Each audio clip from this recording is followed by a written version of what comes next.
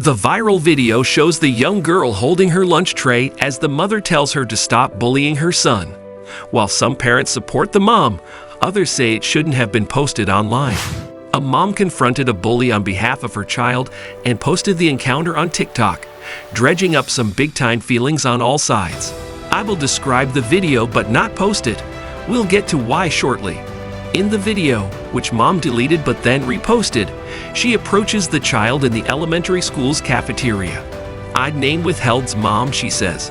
"He's been telling me that you've been bullying him, and I'd like to ask you to stop." The text overlay reads, "Some may not agree with my approach, but I put an end to it, and that's all that matters. It takes a village, and parents need to end this era of entitlement." "Oh, he told me that you were telling people that he was gay," the mother says.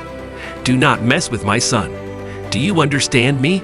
Gay should never be used as a slur. Teach your children to be kind.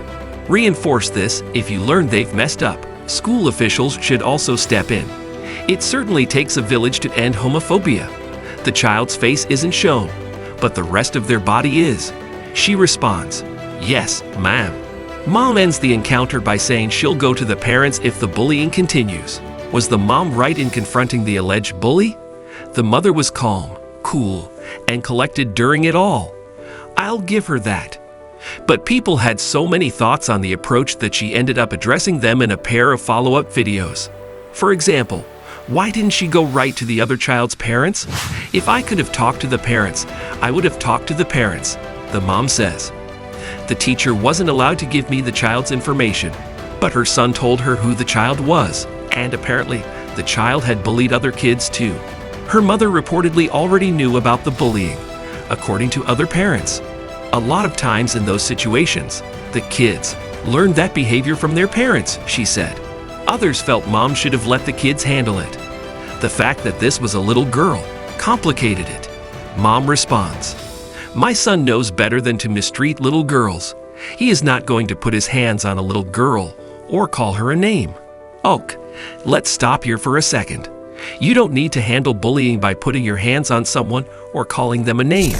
And boys can use their words to tell girls to stop, and "you hurt my feelings." I'm not a child psychologist, but this helps set the foundation for consent. But why record it? "I did it as a form of protection," the mom says, adding she didn't want the child exaggerating anything that got said. She also clarified that she didn't show the girl's face because she was a minor. Hot take. Hard pass, mom. Mom's comments about the child being a minor leads me to my major problem with the video. I do not doubt that this mother's instincts took over, and she wanted to help her son. As a mom, I know all about those instincts and the desire to do anything to protect your child. I don't support kids calling other kids gay, full stop. But I also don't support adults putting kids on blast in an already toxic social media environment, one that the U.S. Surgeon General reports is to blame for the youth mental health crisis. Bringing an end to bullying and its effect on your child is important, but not all that matters. While entitlement isn't always the best trait, you can work on putting an end to that without posting a video of a minor without their consent. Frankly, the act of posting the video for the literal world to see and lambast this child feels like a form of bullying too, and it's certainly not going to role model responsible social media behavior. Believe it or not, you can handle things offline. 4. Types of bullying parents should know about. From physical attacks to verbal harassment, know how to identify the signs of the 4 most common types of bullying so you know how to help as a parent. Bullying is defined as mean, hurtful behavior that occurs repeatedly in a relationship with an imbalance of power or strength. It takes many forms: verbal, physical, relational, and cyberbullying. Although schools are doing more to deal with bullying, parents are still the key to empowering kids to prevent and stop it. Here are tips on how to deal with the 4 common types of bullying. Verbal bullying. What it is: verbal bullying, or bullying with cruel spoken words, involves ongoing name-calling, threatening, and making disrespectful comments about someone's attributes, appearance, religion, ethnicity, disability, sexual orientation, etc. Example: when a child says to another child, "You're really, really fat, and so is your mom." How to spot the signs.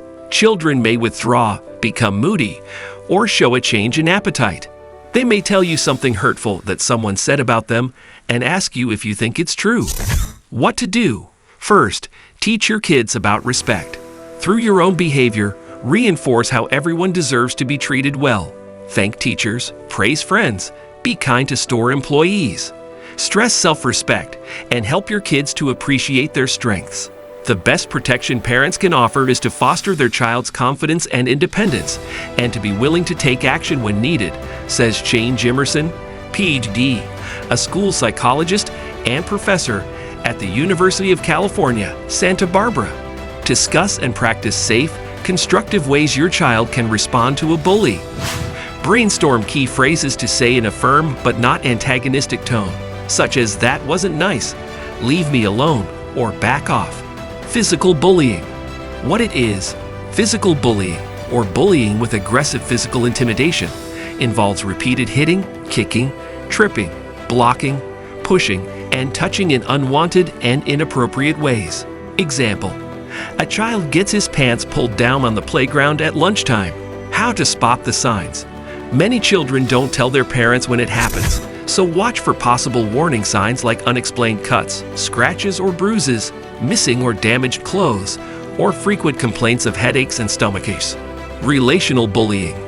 What it is: relational bullying, or bullying with exclusionary tactics, involves deliberately preventing someone from joining or being part of a group, whether it's at a lunch table, game, sport, or social activity.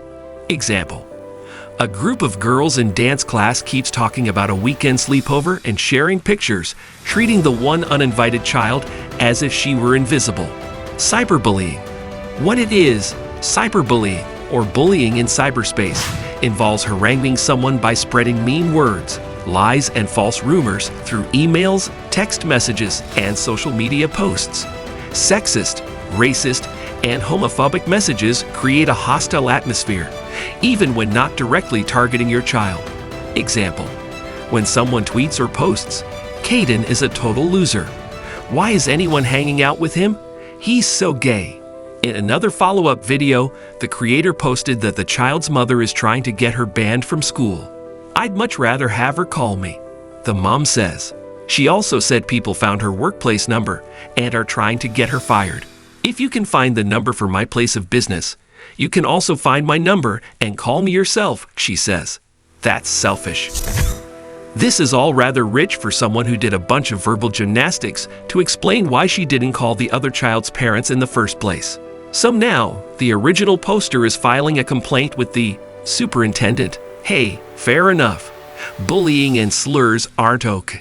"People are saying that I should have done that from the beginning," the mom says. "Perhaps I should have. But since I told her to leave my son alone, she has. It worked." Again, it's not that confronting the child was wrong per se. It's posting it on social media that I have an issue with. And just because something was successful doesn't make it right. In sports, a foul might stop someone from scoring, but you'll still, hopefully, get whistled for it. I apologize for putting your child on blast like that, but I was hoping you would reach out to me, she says in the closing to her second and last, according to her, video on the matter. We will both do what we have to do. I personally learned what not to do.